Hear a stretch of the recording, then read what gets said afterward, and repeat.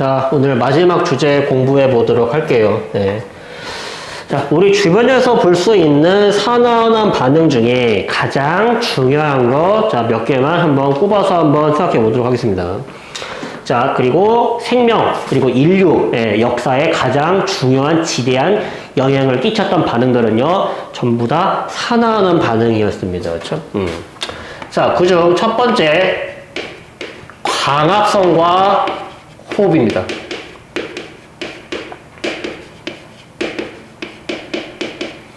자, 광합성과 세포호흡은요, 뭐다? 산화환원 반응이다라는 말이죠. 그렇죠? 그러면 한번 같이 한번 정리 좀 한번 해볼까요? 아까도 얘기했지만, 자, 요 광합성을 보시면요, 식물 세포의 연목체에서 일어나는 반응이죠. 그렇죠? 그리고 필요한 물질이 뭐다? 이산화탄소랑 물입니다. 그렇죠? 그리고 만들어지는 물질은 뭐예요? 포도당과 산소입니다. 자, 기억나시나요? 그쵸? 산소의 이동, 그리고 수소의 이동으로 산화하는 반응 설명할 수 있다고 했죠? 이거 전자로 설명하는 게 훨씬 복잡해. 그쵸? 산소랑 수소로 설명하자고. 자, 그러면은 내가 항상 말했죠. 산소를 얻었는지 잃었는지, 수소를 얻었는지 잃었는지를 보려면은 산소랑 수소를 제외한 다른 원소부터 먼저 봐야 된다. 여기서는 누가 해당된다? 탄소가 해당된다라는 말이죠. 그쵸? 자, 그러면은 탄소를 기준으로 한번 생각해 볼게요. 지금 반응 전에 탄소 기준으로 봤을 때 지금 산소가 몇 개 있냐? 12개가 있죠. 그렇죠? 6, 2, 12. 그렇죠? 그리고 반응 후에는 산소가 6개가 있죠. 이렇게 산소가 12개에서 6개로 줄어들었다. 산소를 뭐 했다? 잃어버렸다. 산소를 잃는 걸 우리가 뭐라 불렀다? 환원이라 부른다고 했죠. 그렇죠? 얘는 굳이 전자로 설명할 이유가 없잖아. 그렇죠? 산소로 충분히 설명 가능한데. 자, 동시성에 의해서 반대쪽은요, 반드시 뭐가 일어나야 된다?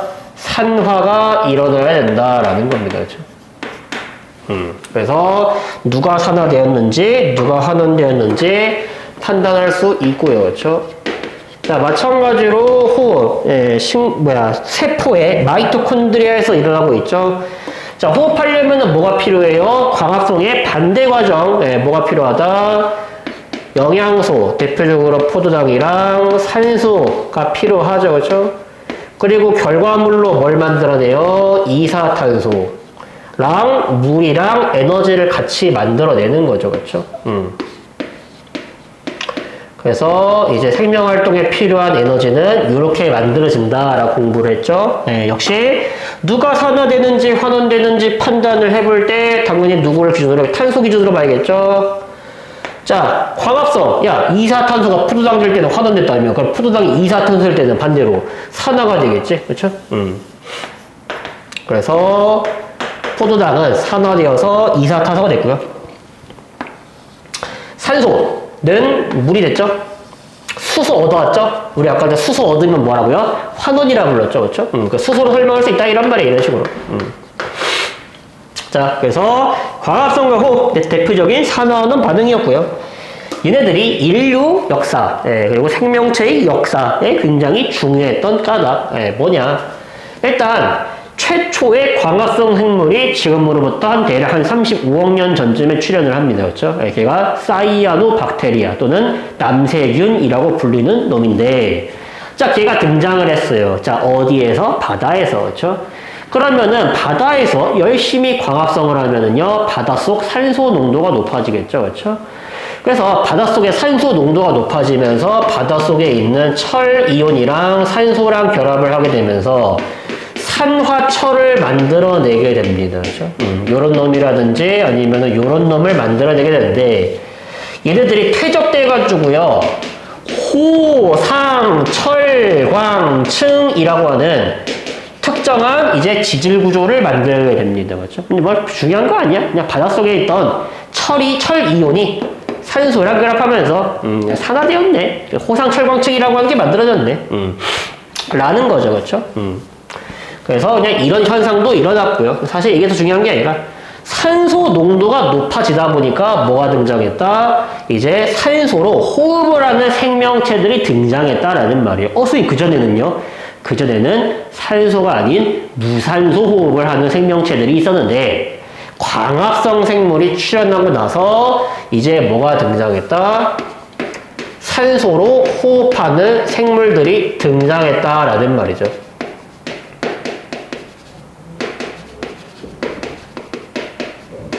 자, 정리해볼까요? 광합성 생물이 출현하면서 바닷속 산소 농도가 증가했고 그로 인해서 산소 호흡 생명체들이 등장할 수 있었다.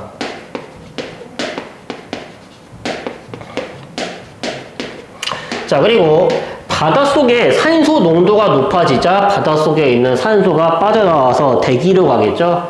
그럼 대기 중에 산소 농도가 증가하게 되고요. 그 대기 중에 있던 산소 원자들이요.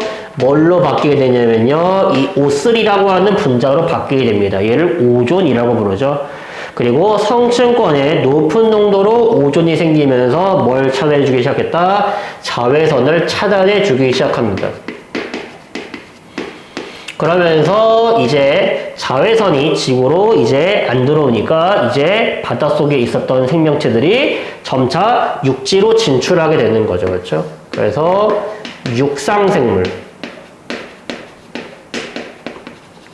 출현하는데 기반을 만들어줬다라는 겁니다. 이게 광합성과 호흡이 갖는 의의겠죠. 그렇죠? 그래서 굉장히 생명체의 역사에서 상당히 중요한 반응이었다. 이게 어떤 반응이었다? 산화하는 반응, 그렇죠? 그래서 우리가 이런 거 잘 알아두시면 좋을 것 같고요, 그렇죠? 자, 두 번째 인류의 역사에서 중요한 반응 중에 하나가 뭐냐면은 화석 연료의 연소입니다.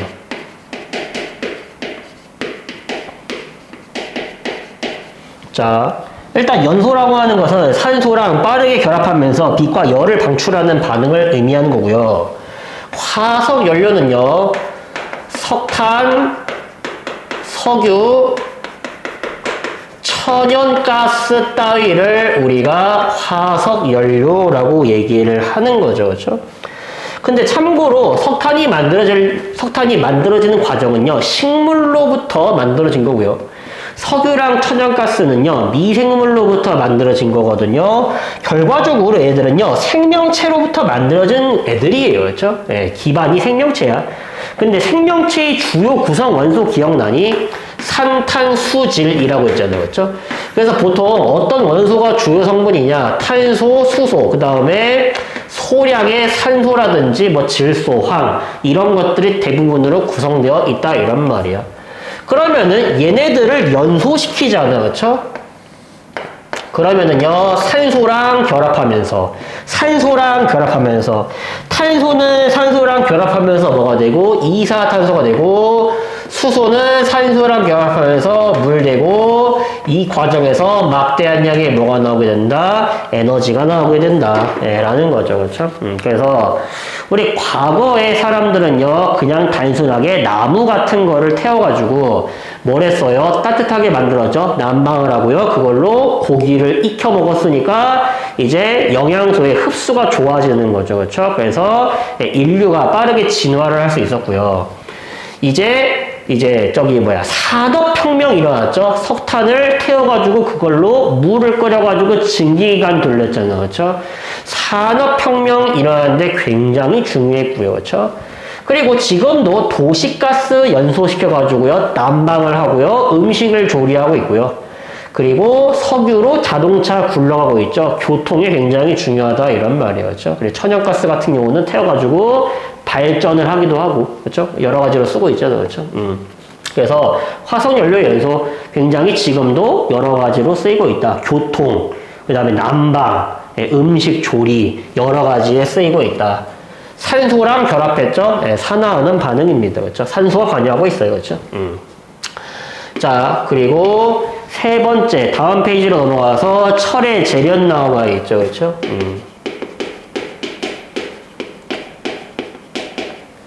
자, 일단 재련이라고 한 단어 있죠? 얘가 불순물이 섞여 있는 금속에서 불순물을 제거하는 과정을 우리가 재련이라고 얘기를 하거든요. 그렇죠? 철 같은 경우는요, 순수한 철로 발견되지가 않아요. 얘는 반응성이 굉장히 큰 금속이라서 보통 일반적으로 이런 식으로 산소랑 결합해서 산화철의 형태로 존재하고 있다 이런 말이야. 근데 심지어 산화철로만 존재하면은 땡큐거든요. 문제는 얘가 돌멩이 안에 섞여 있다라는 거예요. 그렇죠? 그래서 주산염 광물 있죠. 이산화규소 이런 거랑 막 섞여 있다 이런 말이야. 여기에서 이산화규소 제거하고 산소 제거해가지고요. 우리는 목적이 뭐다? 순수한 철만 얻는 게 목적이다 이런 말이야. 얘를 뭐라 그런다? 얘를 재련이라고 얘기를 하는 거예요. 그렇죠? 그래서 우리가 철의 재련 있죠. 굉장히 중요하거든요. 시험에 굉장히 많이 나오거든요. 그래서 이 과정 잘 정리하고요. 디테일함까지 같이 잘 암기해 주시면 되겠습니다.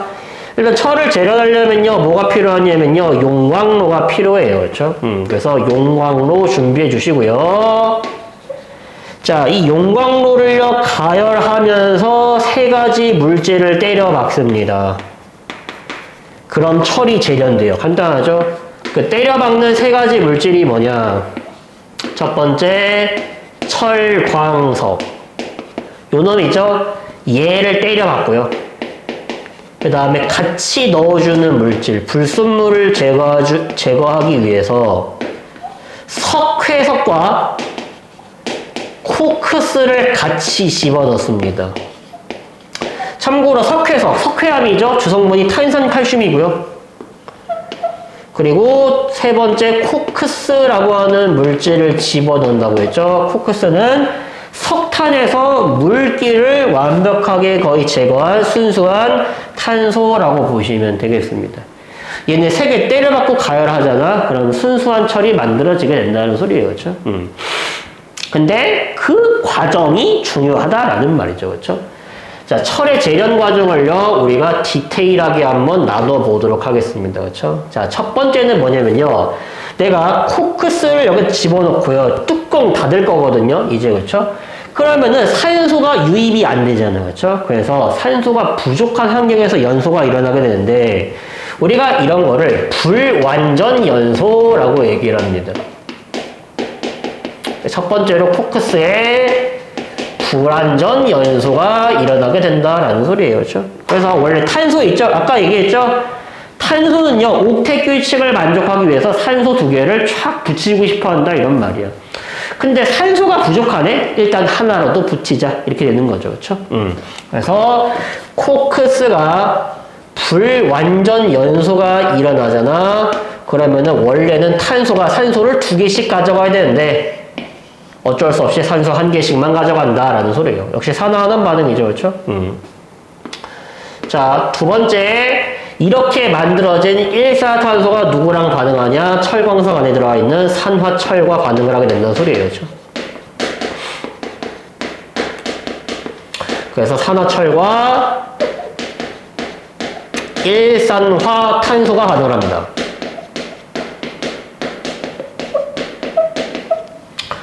자, 반응식으로 한번 적어볼까요? Fe2O3랑 3개의 일산화탄소가 반응해서 2개의 철과 3개의 이산화탄소가 만들어지게 됩니다. 그렇죠? 역시 산소가 떨어져 나가고 붙는 산화하는 반응이에요. 그렇죠? 그래서 이 1, 2단계를 통해서요, 이제 산화철은요, 순수한 철이 됐다 이런 말이에요. 그렇죠? 자, 근데 문제는 뭐예요? 이렇게 만들어져 있을지라도요, 얘랑 섞여 있잖아. SiO2 제거해야 될 거 아니야. 그렇죠? 이산화교소. 자, 저거를 제거하는 역할을 누가 하고 있다? 석회석이 해주고 있는 겁니다. 자, 석회석에 열분의 반응이 일어납니다. 열에 의해서 분해된다는 뜻이에요. 자, 그러면은 뭐가 만들어지냐? 자, 탄산칼슘이 가열되잖아. 그러면요, 산화칼슘과 이산화탄소가 발생을 하게 됩니다. 그리고 마지막으로 이 만들어진 이 산화칼슘이 있죠. 얘가 누구랑 반응하냐면요. 여기에 있는 SiO2 성분이랑 반응을 하게 되는 거예요. 그렇죠? 그래서 이산화규소와 산화칼슘의 반응이 일어나게 됩니다. 자, 그래서 여기에 있는 이 SiO2 그리고 여기에 있는 CaO 반응하면은 이제 CaSiO3라고 하는 물질이 만들어지게 되는데 일종의 찌꺼기거든요. 얘 이름을 뭐라고 부르는 거냐면요. 얘를 슬래그라고 얘기를 하는 찌꺼기가 된다 이런 말이었죠.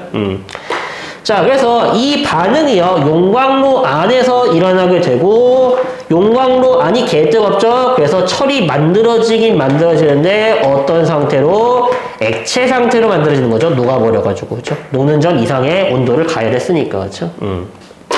그리고 그 위에 철이 밀도가 굉장히 크죠. 그렇죠. 그래서 그 위에 이렇게 슬래그가 위에 쌓이게 되는데 이 용광로에서 아랫부분의 구멍을 뿅 하고 뚫어가지고 여기 있는 액체 상태의 철이 콸콸콸콸콸콸 나오게 되는 거를 이제 받아가지고 우리가 각종 이제 건축이라든지 아니면은 뭐 교통이라든지 철길 만드는데 이런 데 쓰이고 있다라는 거예요. 그렇죠? 근데 중요한 거. 자, 1번이랑 2번 반응이 있죠. 요거 산화환원 반응이 맞습니다. 아까도 얘기했듯이 그렇죠? 근데 이 3번이랑 4번 반응이 있죠. 참고로 얘네 두 개 있죠. 예, 산화환원 반응 아닙니다.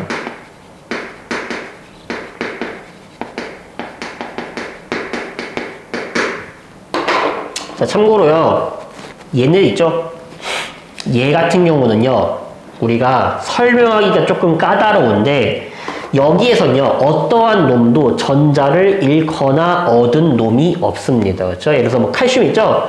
칼슘 여기서 플러스 2가거든요. 여기서도 플러스 2가입니다. 그렇죠? 나머지 원소들은요, 걔네들은요, 산화수라고 하는 걸로 판단을 해야 되거든요. 예, 그러니까 복잡하죠? 예, 우리는 그냥 이렇게만 알아둡시다. 그렇죠? 여기에 있는 어떠한 원소도 전자를 얻거나 잃지 않았다. 산화하는 반응 아니다. 라는 거고. 얘 같은 경우는 일종의 앙금 생성 반응이라고 보셔도 됩니다. 그래서 앙금 생성 반응 아까 얘기했죠? 절대로 죽었다 깨나도 산화하는 반응이 될 수가 없습니다. 그렇죠?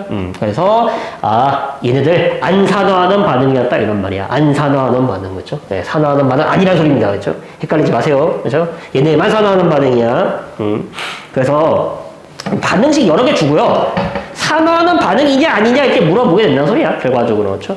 근데 참고로 팁 하나 줄게요.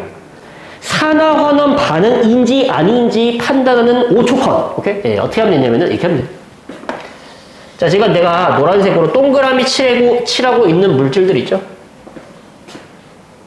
어디 갔어? 반응식에서. 자, 반응식에서 내가 이렇게 노란색 동그라미 칠하는 이놈들의 공통점이 뭐냐라고 하잖아. 그러면은 한 종류의 원소로만 이루어져 있는 물질입니다. 오케이? 참고로 이렇게 한 종류의 원소로만 이루어져 있는 물질들을요, 뭐라고 부르는 거냐면요, 얘를 호돈소 물질이라고 부르잖아. 참고로 반응식에 반응물이든 생성물이든 상관없어요. 반응식에 호돈소 물질 포함되어 있잖아. 그럼 무조건 산화하는 반응입니다.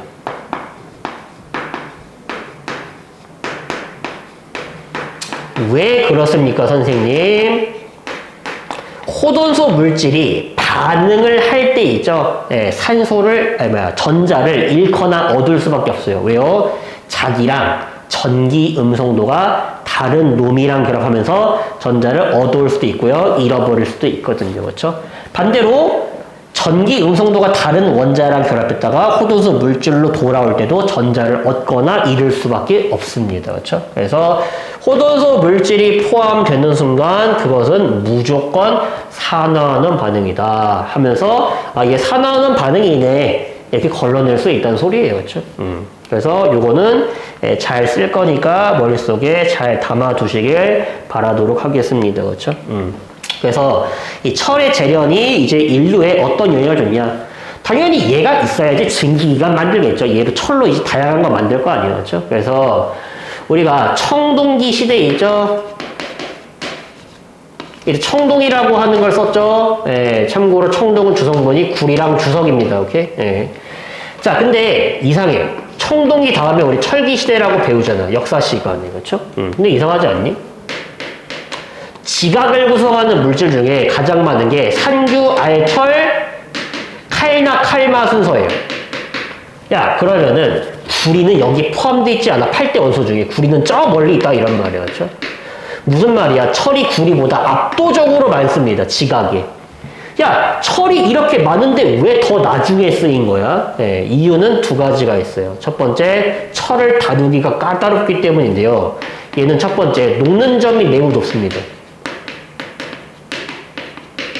그래서 이런 재련 기술이 발달하지 않고서야, 불을 다루는 기술이 발달하지 않고서야 쉽게 쓸 수가 없다라는 소리예요. 그렇죠? 또한 이제 얘 같은 경우는요, 자연계에서 이제 순수한 철의 형태로 존재하지 않고 산소랑 결합해 있어요. 무슨 말이야? 반응성이 크다는 소리야. 반응성이 크니까 산소랑 결합해 있는 산화철의 형태로 존재해야 되는데 거기서 산소를 떼어내는 기술, 재련 기술이 발달을 해줘야 된다라는 말이었죠. 반면 구리 같은 경우는 그래도 그나마 반응성이 작기 때문에 잘 구리, 원자 형태로 보존이 되어 있다라는 거죠. 그렇죠? 그래서 철의 특징입니다. 뭐 어쨌든 간에 자, 이렇게 철기 시대가 되면서 생각해봐. 야, 너 청동기 시대 유물 생각해봐. 비파형 동검, 그 다음에 청동 거울. 보통 언제 쓰는 거냐면요, 뭐 의식할 때 쓰이는 거죠. 그렇죠? 굉장히 그 직급이 높은 사람들이 보통 이제 사용했던 거라 이런 말이야. 이 서민들은 못 쓴다 이런 말이에요. 결과적으로 청동으로 만든 농기구 같은 거 봤니? 그런 거 없어. 그렇죠? 네. 하지만 철기 시대가 되잖아. 그럼 철로 만들어진 농기구 이런 거 보이죠, 그렇죠? 그래서 많이 보급이 되었다 이런 말이죠, 그렇죠? 그래서 철의 발달로 인해서 이걸로 농기구 같은 거 만들면서 식량 생산량이 엄청나게 증가했고요. 그 다음에 산업혁명, 증기관 만들었죠, 철로, 그렇죠? 그래서 증기관 같은 거 만들면서 산업혁명 일어나는 데 기여했고, 야, 지금은 철기 시대가 아니잖아. 그렇다고 철 안 쓰는 거 아니죠, 그렇죠? 네. 그래서 지금 뭐 석기 시대 아닌데 돌 안 쓰는 거 아니잖아. 지금도 돌 쓰고 있잖아, 그렇죠? 철은요, 이제 건축에 안 들어가는 게 없죠, 그렇죠? 특히 철근 콘크리트라고 얘기해요. 철근 콘크리트. 콘크리트는요, 압축력에는 강하거든요. 근데 짜바당기는 힘, 인장력이 약해요, 그렇죠? 그래서 그걸 보완하기 위해서 안에다가 철 갖다 박은 거예요. 그래서 이거 빼가지고 막 순살 자이 아파트 이러면 안 되지. 그러니까 이름을 얘기하면은 고소미를 당할 수가 있어요, 그렇죠? 예. 그래서 콘크리트에서 철근 박아가지고 강도 높이는데 이런데도 아직까지도 많이 쓰이고 있다. 예, 철길 까는 거, 그렇죠? 각종 뭐 교통, 뭐 자동차 만들고 기차 만들고 철 안 쓰이는 데가 보기가 더 힘들다라는 거죠, 그렇죠? 심지어 얘도 뭘로 만든 얘도 개무가 없죠. 철로 만든 거예요, 그렇죠? 예. 자, 그래서 철 굉장히 중요하다. 그래서 정리됐죠, 그렇죠? 예, 네 번째로 넘어갈게요. 네 번째 수소연료전지.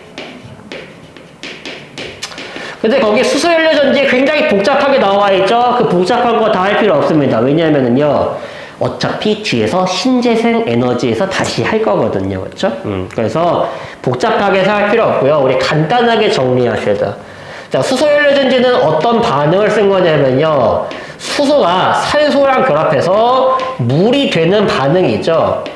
이 반응이 당연히 산화환원 반응이죠. 근데 산화환원 반응이면은 누군가는 산화되고 누군가는 환원했는데 얘가 산화됐을 거 아니야. 얘가 전자를 잃어버렸다는 소리야. 산화했다는 말은. 얘가 전자를 얻었다는 소리 아니야. 그럼 전자는 이동을 할 거 아니야. 수소한테 산소한테로. 근데 이 전자의 이동을 우리가 뭐라 불렀어? 전류라 불렀죠? 그리고 전류가 흐를 때 발생하는 에너지를 뭐라 불러요? 전기 에너지라 부르죠. 그래서 이거 이용해서 전지 만든 걸 수소연료 전지라 부르는 거야. 이 뜻이야. 아, 산화환원 반응 일어날 때 전자가 이동하는 그 현상을 이용해서 전기 에너지 만들어내는 방식이다 라고만 기억해 주시면 충분합니다. 그렇죠? 장점이 있죠. 자, 일반적인 전지가지에 비한 장점. 일단 첫 번째, 환경 오염 물질이 나오지 않고요. 그리고 온실기체 같은 것도 발생하지 않죠. 그렇죠? 그래서 친환경적이다라는 특징이 있는데, 반면 얘가 가지고 있는 단점이 있죠. 그렇죠? 얘를 얻기가 굉장히 힘들다라는 거예요. 얻을 뿐만 아니라 생산 기술뿐만 아니라 수소의 저장 기술도요 어렵습니다. 그렇죠? 무슨 말이냐면은 아니 선생님 우주에 가장 많은 게 수소인데 뭐가 어렵습니까? 그리고 지구에도 물 있잖아요. 여기 수소 많잖아요. 많긴 많지.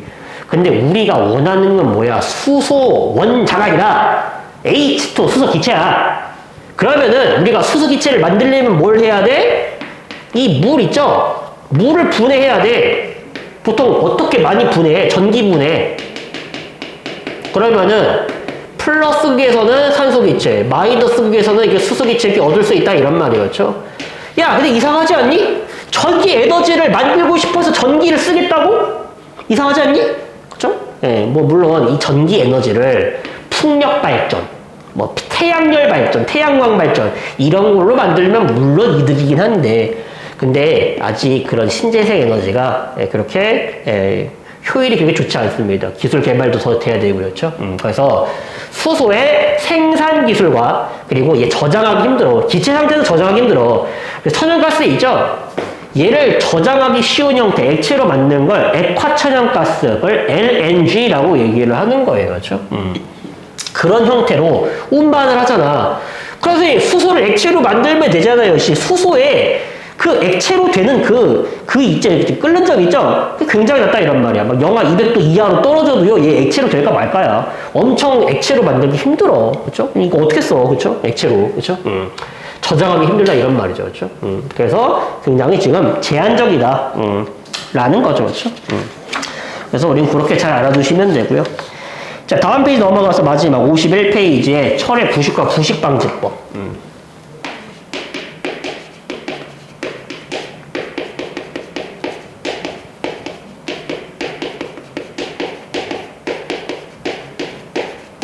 일단 철이 부식된다라는 말은요, 철이 녹슨다라는 의미죠.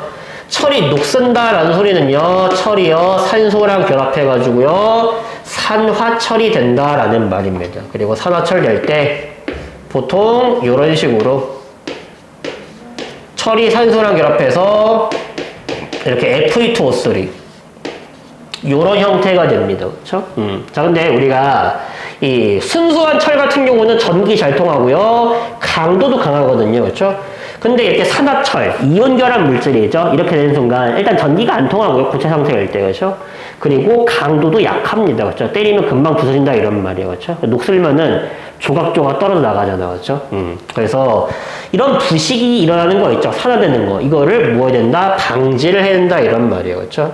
그러면은 부식을 방지하는 방법에는 어떤 것들이 있을까? 우리가 여러 가지가 있지만 걔네들을요 크게는요 세 개로 나눠서 볼 수가 있어요. 자, 첫 번째는 뭐냐면은요 철의 부식을 일으키는 원인에는요 물과 산소가 있습니다. 그래서 물과 산소의 접촉을요 차단시키면 돼요. 그러면은 물과 산소의 접촉을 차단하는 방법에는 어떤 것들이 있나? 대표적으로 기름을 칠합니다. 그리고 페인트 같은 걸 칠해요. 또는요, 다른 금속으로 덮어버립니다. 철이 이렇게 있잖아. 다른 금속을 이렇게 얇게 덮어버리는 거야. 대표적으로 알루미늄이라든지 주석이라든지 이런 거를 쓰게 되거든요. 그래서 우리가 이렇게 다른 금속으로 덮어버리는 거를 도금이라고 얘기를 합니다. 그렇죠? 그래서 이렇게 물과 산소의 접촉을 차단시킬 수도 있고요. 자, 두 번째 어떤 방식을 쓸 수 있냐면요. 음극화 보호라고 하는 방식을 쓸 수도 있습니다. 그렇죠? 그래서 요 음극화 보호라고 하는 건 뭐냐면은요. 이런 거야. 자, 여기에 철이 이렇게 있어요. 내가 철을 가만히 냅두면 녹슬겠죠? 그러니까 얘네들을요. 이렇게 연결해 버리는 거예요. 그렇죠? 철보다 반응성이 큰 금속이랑 연결해 버리는 거야. 그러면 이때 무슨 일이 벌어지냐면요. 철보다 반응성이 더 커? 그러면은 누가 먼저 산화가 된다? 마그네슘이 먼저 산화가 된다라는 말이야. 그럼 마그네슘이 산화될 때 뭐가 나와? 전자 튀어나갈 거 아니야. 근데 그 전자가 어디로 이동한다? 철한테 이동한다라는 말이죠. 그렇죠? 자, 그러면은 철은요, 전자를 잃어버리고 싶어도 잃어버리지 못합니다. 철이 환원되는 게 아니에요. 전자 얻는 게 아닙니다. 잃어버리고 싶은데 강제로 넣어버린다 이런 말이에요. 잃어버리려고 하면 집어넣고, 잃어버리려고 하면 집어넣고, 그렇죠? 철이 산화가 안 됩니다. 철이 부식이 안 돼요. 그렇죠? 근데 대신 얘가 부식이 먼저 일어나겠죠? 그래서 얘를 우리가 뭐라고 부르는 거냐면요, 희생금속이라고 얘기를 하는 겁니다. 너 산화되기 전에 내가 먼저 산화될게, 내가 희생할게, 이런 말이죠. 그렇죠? 그래서 음극으로 만들어서, 여기 전자 튀어나오고 있죠? 전자가 튀어나오고 있는 그걸 무슨 극이라 불러? 마이너스 그 음극이라 부르죠? 음극으로 만들어서 보호한다 라고 해서 음극화보호라고 얘기를 하는 겁니다. 오케이? 희생금속을 이용하는 거예요. 대신 산화되는 놈을 준비한다 이런 말이에요. 그렇죠? 그리고 세 번째는 뭐냐면요, 그냥 철의 성질을요 변화시켜버립니다. 다른 금속을 섞어가지고. 우리가 이런 걸 다른 금속이랑 섞는 거를 합금이라고 부르거든요. 대표적인 철로 만든 합금이 누가 있냐면요, 스테인리스라고 있는 게 있습니다. 철에다가 뭐 니켈이라든지 아니면 크로뮴 같은 이제 원소를 섞어가지고요, 이제 철의 부식이 잘 안 일어나도록 성질을 바꾼 거예요. 그렇죠? 참고로 이거 아시나요? 참고로 스테인이라고 한 단어랑 리스라고 한 단어의 합성어입니다. 스테인이라고 하는 거는 영어로 녹이란 뜻이에요. 그렇죠? 네, 리스는 없다라는 뜻이죠. 그렇죠? 녹이 쓸지 않는다 라고 해서 스테인 리스라고 얘기를 하는 겁니다. 그렇죠? 그래서 이런 식으로 부식을 방지하는구나 라고 우리가 알아두시면 되고요. 맨 밑에 여러 가지 그 밖에 산화하는 반응들 나와 있죠. 산화가 갈변한다. 네, 산화하는 반응이고요. 표백제 산화하는 반응을 이용한 겁니다. 염색 마찬가지고요. 일회용 손난로. 손난로 같은 경우는 철이 산소랑 결합해가지고요, 이렇게 산화철이 될 때, 이때 이게 발열 반응이거든요. 그렇죠? 열 에너지를 방출하게 됩니다. 그렇죠? 그래서 이거 가지고 따뜻하게 이제 만드는 거죠. 그렇죠? 불꽃놀이, 반딧불이 불빛, 배터리 충전, 그 다음에 각종 미술 기법들, 이런 거 전부 다 산화하는 반응을 이용한 거였다. 그래서 산화하는 반응의 예시에 뭐가 있는지 일단 잘 머릿속에 저장해서 외워야겠죠. 그렇죠? 그래서 우리가 산화하는 반응 좀 어렵기도 했고요. 좀 템포가 길기도 했습니다. 그렇죠? 실제로도요, 산화하는 반응, 그리고 산염기, 중화 반응, 그 다음에 뒤에서 배우게 된 전자계 요도, 얘네 단원 있죠? 2학기, 통합격투에서 가장 어려운 단원들 중에 하나예요. 그렇죠? 쉽지 않습니다. 그렇죠? 그래서 이건 이제 학습 잘 해주시고요. 내일 출석 버전